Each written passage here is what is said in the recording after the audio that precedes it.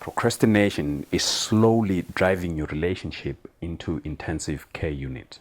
At face value, what we call the reasons for breakup in romantic relationships, fallouts in friendships, families, dismissal from employment can be traced back to one problem, and that is procrastination. Why? Because before a breakup, fallout, or dismissal takes place, there had been times when a problem was raised and one person in the relationship refused to take action to bring the problem to an end, resulting to the end of a relationship. Couples are sleeping in separate bedrooms because one person in that relationship is procrastinating taking an action which is necessary for the relationship. That person is procrastinating the relationship's affection and all other benefits.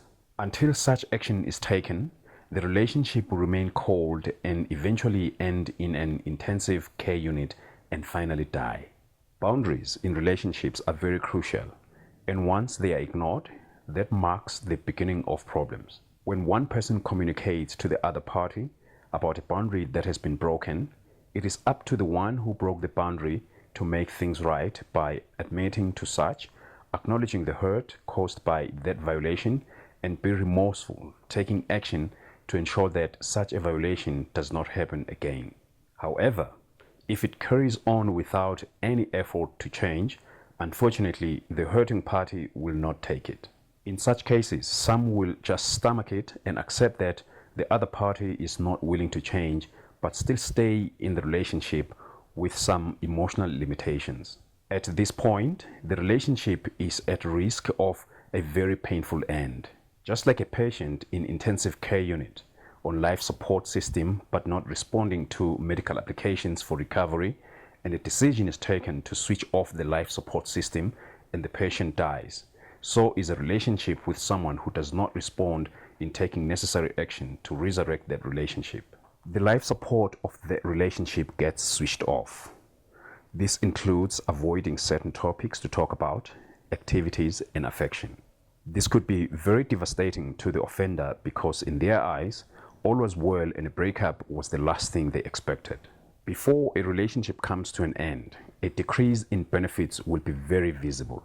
In some cases, because the offender doesn't want to change, promiscuity becomes replacement for the benefits that have now diminished in the current relationship. This adds to the volcanic eruption that's already in the relationship. More hurt, more disappointment to the party that is offended. Avoidance is the first sign that a relationship is in intensive care unit, and this is all because of procrastination. In the workplace, an employee that is not willing to change based on work ethic is normally dismissed, and that can be devastating. In families, a family member that refuses to take action based on shared family values unfortunately gets cut off from the family.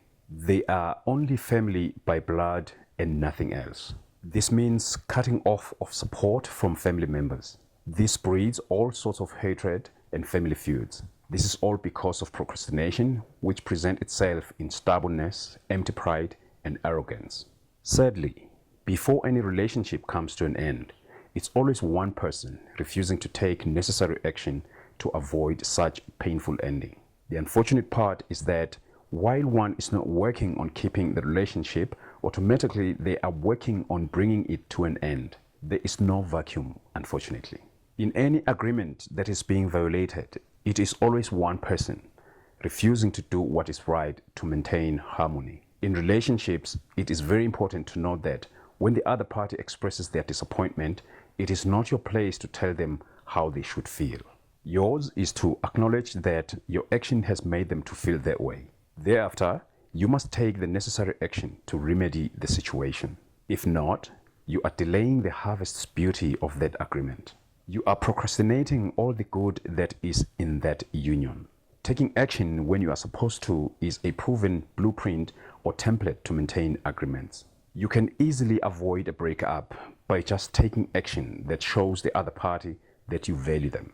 In most cases, fights are not because you did something wrong. Fights are as a result of the same thing that was pointed out to be the problem happening over and over again without any signs of repentance. By taking action, you can save your relationships. By taking action, you can save your job or or clients.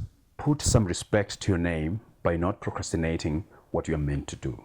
Your partner has so much to give, but you make it difficult for him or her when you refuse to take action on the things that he or she values. Procrastinating taking action is delaying the harvest of your relationship. Listen with empathy. Take action based on the harvest of your relationship. Be teachable, considerate, and kind. Always remember that in a relationship, there will always be things to learn, adjust, and change as many times as possible. Stop procrastinating on the things that create beautiful harmony in your relationship.